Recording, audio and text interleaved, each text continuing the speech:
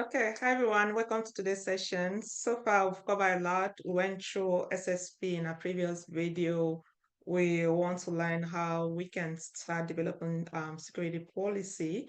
And if you know, policy is the backbone of everything.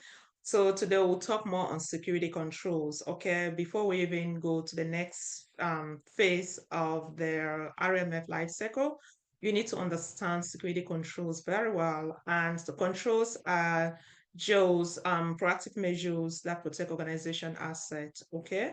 So, and you need to also understand that policies are dependent on security controls.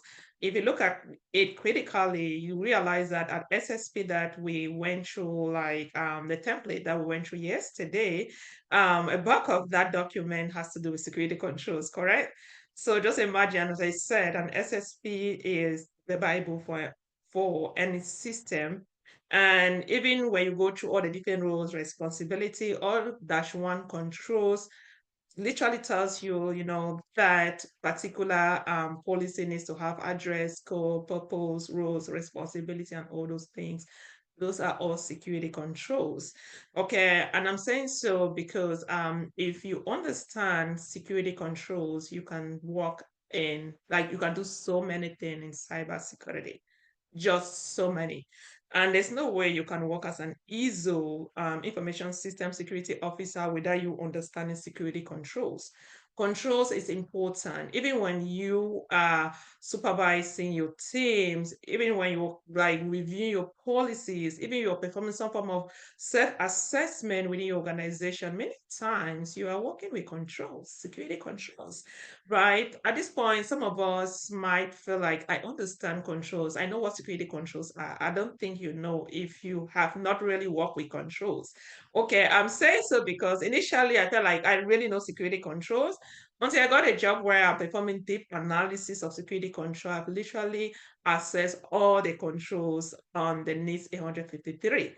So each time you go, you learn something, you learn a new thing. You need to get to a point where just by even seeing a control, you should be able to tell like what kind of evidence you're looking for, what kind of questions you're gonna ask.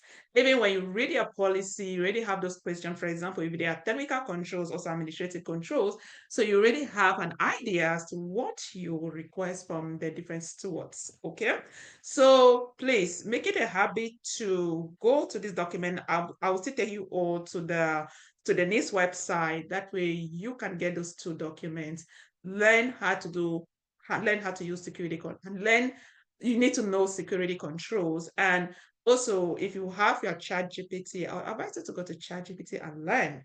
Okay, go to ChatGPT, let ChatGPT simplify that for you. Because if you go to the NIST 53 document, as we're going to go there shortly, you'll see that it had a control summary. The discussion even covered the control in depth. But if this is a new fee for you, I'll definitely go to ChatGPT to understand more about those controls. ChatGPT is great, right? So with that, and even before I even go there, even when you are working as a security control assessor, imagine you an assessor, you're assessing control of time and again, like over and over again. So it's important for you to understand security controls. Working for staffing company where you guys are going as external auditor, external assessor, it still has to do with security controls. So what am I still saying? I'm laying emphasis on security controls. If you know security controls in depth, you know security controls well, I'm telling you, this is cybersecurity for you. So let's go to the NIST website. Let me show you all how you can go um get a document, right? I think I had showed people before, but we'll still go there.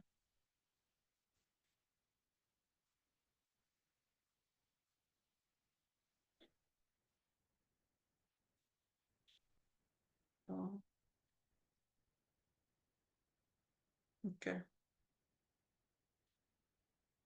So, and sorry, I have monitors. I have two different monitors. So I'm a three. So that's why you see me playing around with my monitors. All right. So we'll go now to the NIST website.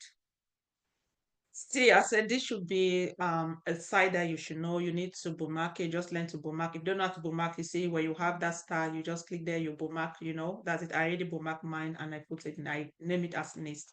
So each time if I want to go there, I just bookmark it and it will take me there. Okay. So if we go to the NIST 853, um, you just scroll down, you go to the NIST 850. We'll first of all go to the baseline, and then we'll go to the actual document where we have the security control summary. But you can just work with that baseline to understand more about security controls. Okay. So for example, as of now, I'll advise you all to stick on the NIST 853. Okay. Revision, because that's the current revision out there. And before we even go to perform a gap analysis or refer 5, that's why I said it's important for you to understand security controls.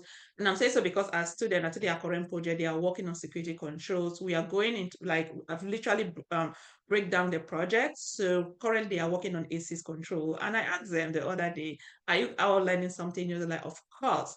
And I promise you, if you take some time to go and understand these controls, just you'll be shocked. You'll be shocked with how much you will learn. Okay, because there are so many things out there. We just feel like we know until we even put in some effort to try and understand it better. All right, so if we go to the NIST 853B, remember we want to get the baseline control. As I with just this baseline, you should be able to understand more about the controls also with the help of ChatGPT. But if you're still not doing it, you can go to the control summary where is this security control baseline? Okay, you can just go to the control summary and then try and understand it, because at the end of the day, you need to first of all understand control so as to develop your policy. You cannot develop a policy, right? You can't develop a policy if you don't understand security controls.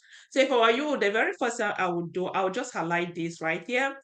I would just copy it, and then I'll go to ChatGPT. I'll show you people how you can do this, on ChatGPT. It's just like, okay, ChatGPT, please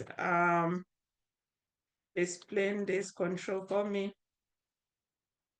This control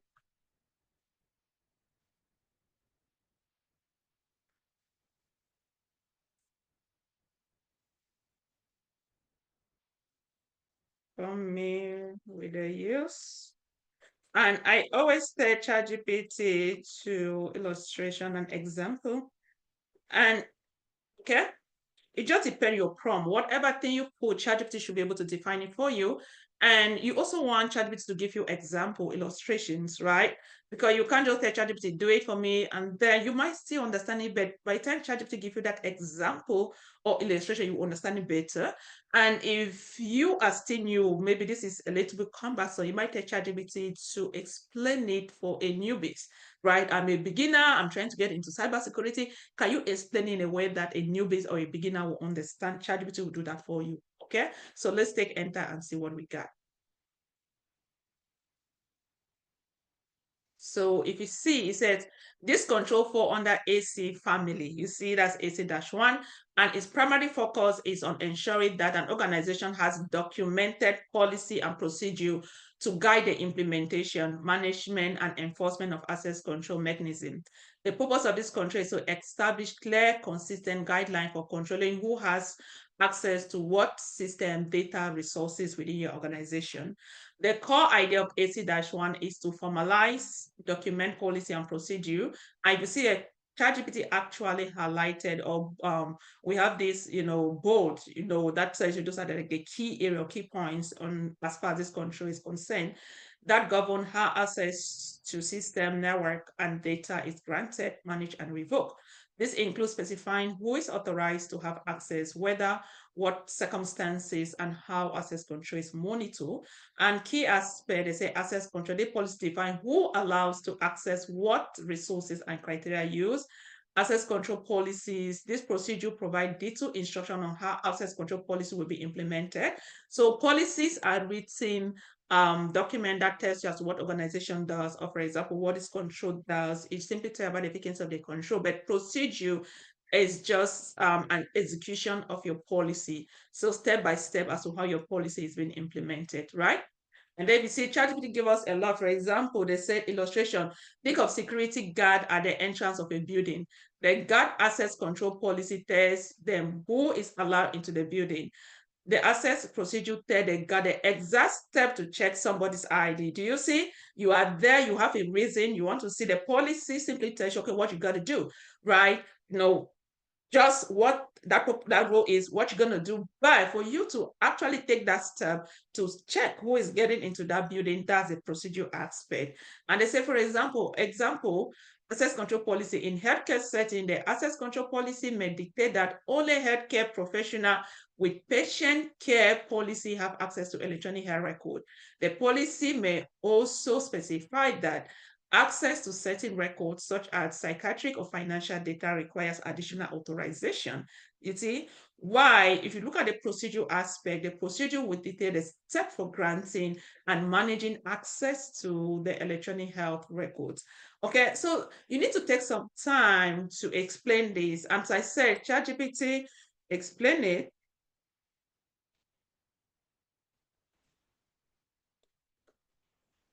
Explain it for you. Explain it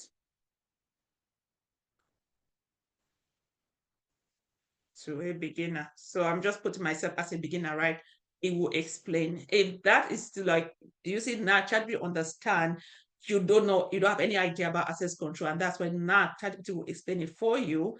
Imagine you are in charge of a building and only certain people are allowed to enter certain rooms based on their job or role. You wouldn't just let anyone walk in and out without any rules, right? You will want a clear set of rules to determine who can enter the building, what rooms they can access, and what they can do. So access control, that is AC-1, is similar, but instead of building, it's about controlling who access important system and data in an organization. It says that you need clear written rules, that's the policy, and step-by-step instructions, that's your procedure, to manage who get access to the system, who can use them, and how they can, and how that access should be managed, right? But what does this involve? Now, you talk about the policy aspect, you talk about the procedure, and they also have illustration as well as example. So if I were you, I would take some time, at least every day, just I even want to understand just 10 controls a day. If you continue like that, you'll be shocked. You'll be shocked. You will know just so much. Let's go back to the next one and see.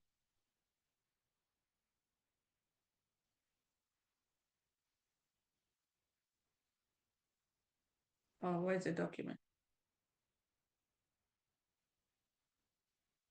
Okay. All right. Let's say we want to do AC. You understand?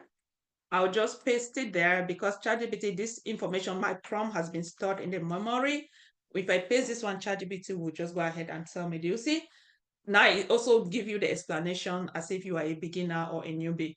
Account management. What does account management involve? What's account management? We have the word account management. Each time you get your job, how do they manage your account? First of all, start by account creation.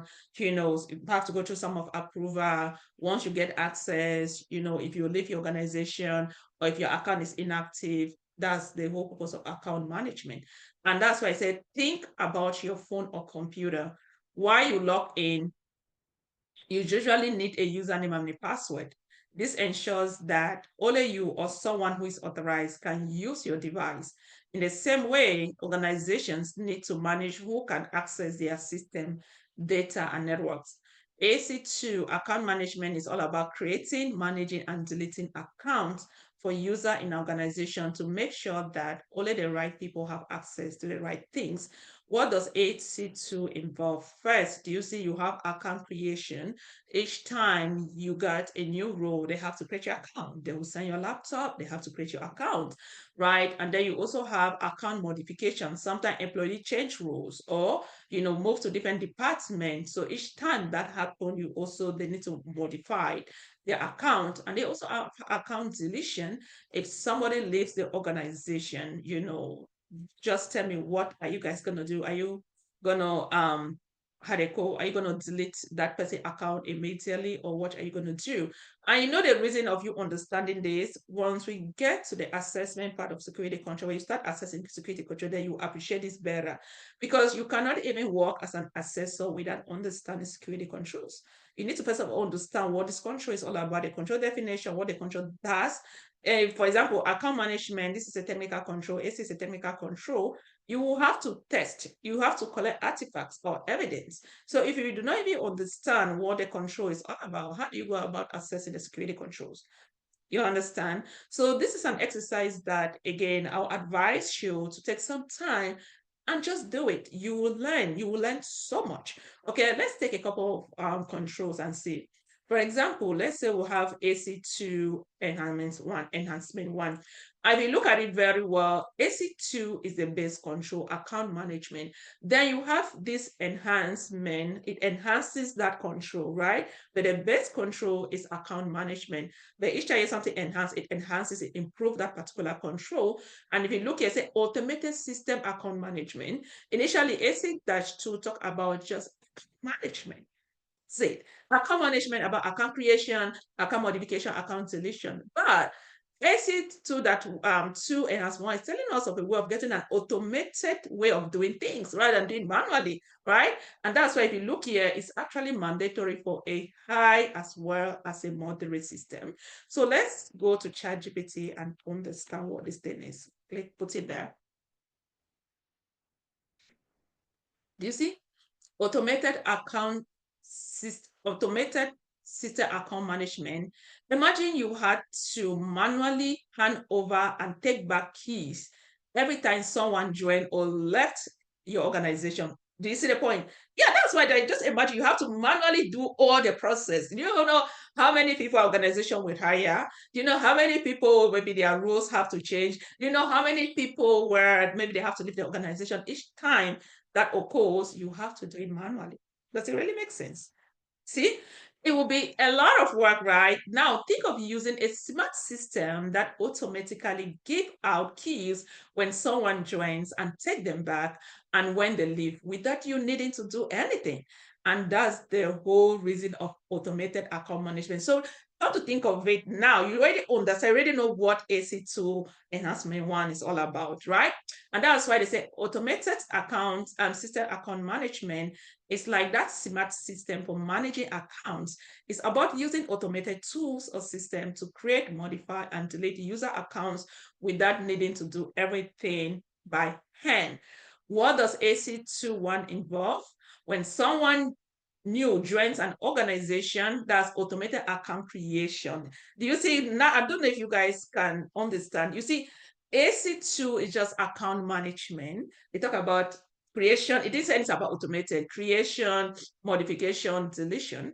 But now AC21, that's the enhancement. We are enhancing the base control. And that's why we're like, said, okay, base control, it give us a good baseline or walk through as to how that control is all about, what we need to understand. But this enhancement now is going further, giving us things that will enhance that control, even making our work lighter and easier, right? And that's why we have the automated account creation. For example, when someone joins the organization, their account is automatically created in the system based on their roles on the access they need.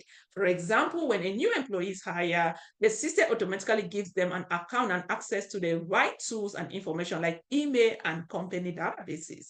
Account modification. If someone changes roles, the system automatically updates their account to give them the right permission without needing someone to do it manually, right? For example, if an employee is promoted or transferred to a different department, their access is automatically adjusted to match their new responsibility. And then talk of account deletion, when somebody leaves your company, the system automatically deletes. So do you see? That's just an example. And then if you even want to, like say at this point, you still are trying to understand what the control is all about. And this is where I say automated account creation. Example, the system automatically create her account as soon as her information is entered into the HR system. It gives her access to the necessary resources like email, internal databases, and application.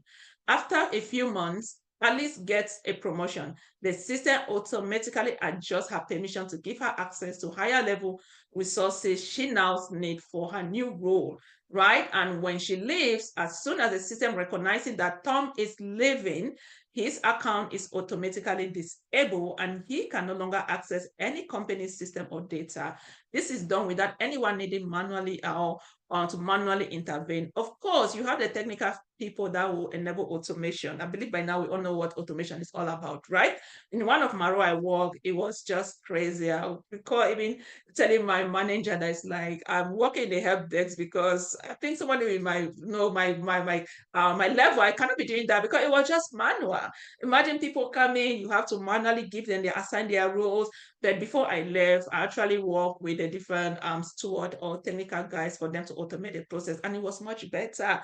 If somebody is leaving, you see, we already have like an automated email. The only thing that I have to do from security side is just to go verify to make sure that the system has disabled their account. And time and again, best security practice to perform periodic assessment, right? So we have the report that have been generated. So just take that report, just check, just check to make sure that their account has been disabled.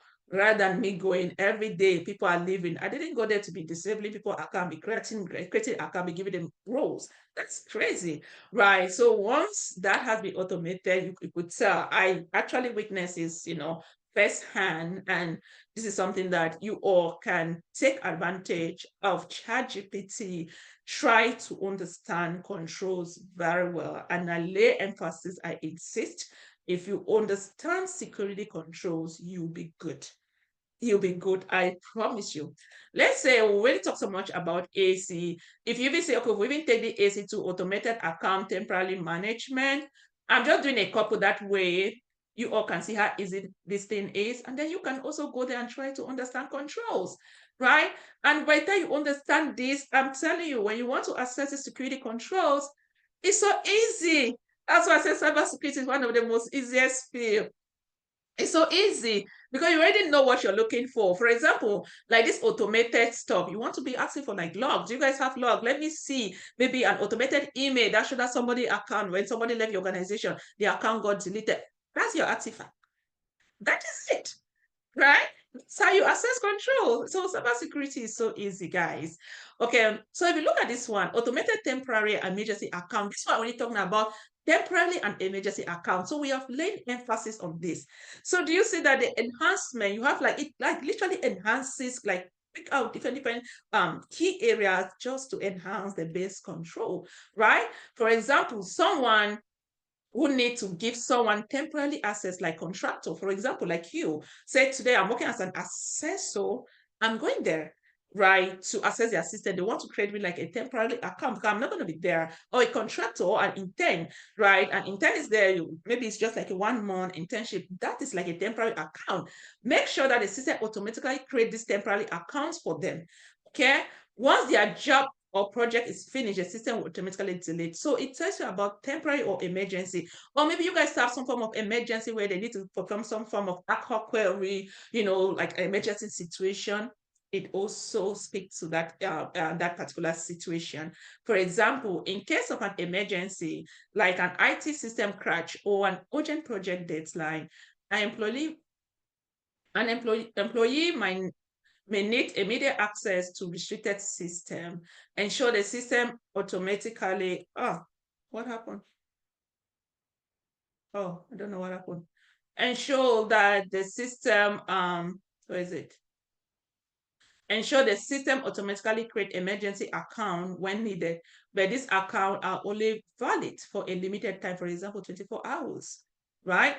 It's just like if you have, maybe developer they want to do certain work, you have like PAM, privilege access management, where you revoke their access, you just give them access temporarily. Even when I work as an Oracle DBA, there are times that I want to perform upgrade, I want to patch a database, they will give me root privilege. Root is the highest user, highest permission or privilege you can get, at the level of the operating system. So if you have that root privilege, so many things can go wrong, right? So they gave me that if it's just 2 weeks that I have to do my upgrade because they are commands that you have to run it as a root user, right? So each time I'm upgrading databases, or maybe I'm patching, I have to patch a database, so that I have to submit a request. And of course, you have to go through approval, and those are all controls still. Are still controls. Once it's been approved, they'll give me access, they'll give me root privilege for just that duration. By the time I upgrade my database, I tested everything is working, or is working or is functional, then of course they revoke their privilege. They have to revoke it. And that's exactly what this control is all about. So for example, that's talk about this control. If you want to go maybe to another control, that's AC is actually a technical control and the largest control family. If you go to policy and procedure, all that's one controls are policy and procedure. So we already talk about policy and procedure is the same for all the controls. So let's see now, let's go to AC2, literacy training and awareness. This is another control family, right? So we're just gonna end here. That way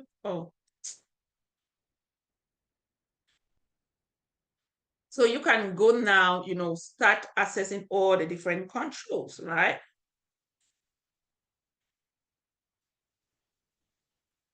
Do you see? Imagine you were given a set of important rules to follow at work, but no one explained them to you. You might not know what's expected or how to protect the company's sensitive information. Literacy training and awareness is about making sure that everyone in the organization knows what the rules are and understand how to protect the company's system and data. What does 82 involve? Literacy training. This means educating everyone in the organization about the basis of cybersecurity, data protection, and how their actions affect the security of the company.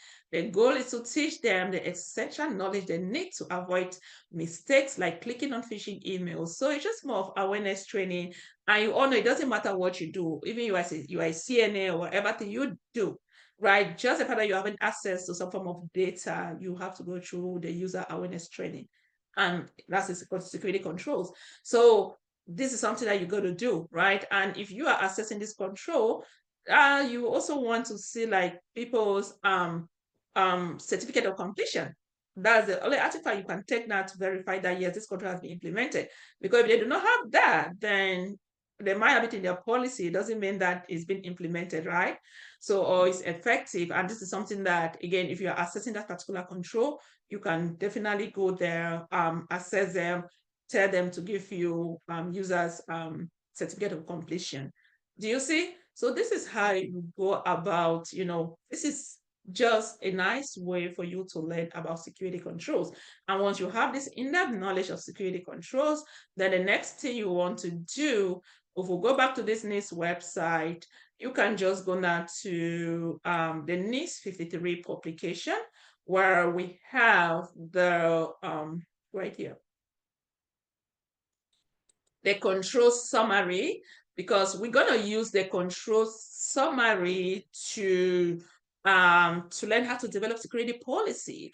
But for us to even know how to develop security policy, we want to first of all understand security controls, right? You need to take some time, go there and understand those controls. Once you have a good knowledge of security controls, then you should be able to develop security policy. Okay, so if we go now, just give me some minute. My business is a little bit slow.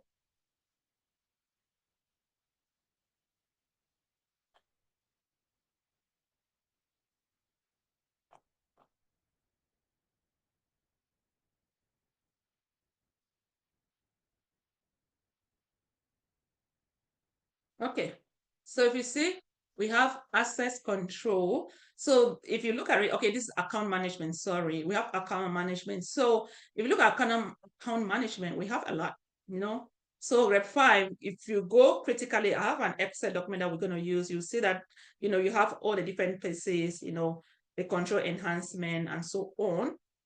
So we have to break them down, right? For example, define and document the type of account allowed and specifically prohibited for use within the system. Assign account management. Managers require organization define. This is like it's jargons, but once you all understand security controls, and then I think next video I'll have to also create a video on poem. right? Once I create a video on poem, then we will learn how to develop policies, right? I think we might also do like gap analysis between Ref 4 and Ref 5. I don't know if I show you all already. No, yeah, I think we did that already. Okay, so we'll learn how to develop security policy. I might just choose like 5 controls, show you all how you can develop your security policy with the help of ChatGPT. Okay, but for you to do that, you should be able to understand how to develop, how you need to first of all understand security controls. And once we are done with that, then we'll go ahead and learn how to write implementation statement. This is like literally an easy rule. Then imagine if you're in mid-level, you're not even going to be doing this, right? But it's something that our students would do hands-on and they'll also present in class. So I hope you find this video helpful. I'll see you all in the next video. As I said, we'll have to touch base on poem, and then we'll start with our second policy, that's AC policy. We might just start with AC. We'll do 5 controls, and then by there, I believe you will be able to learn or know how to develop security policy. All right, I'll see you all in the next video. Bye.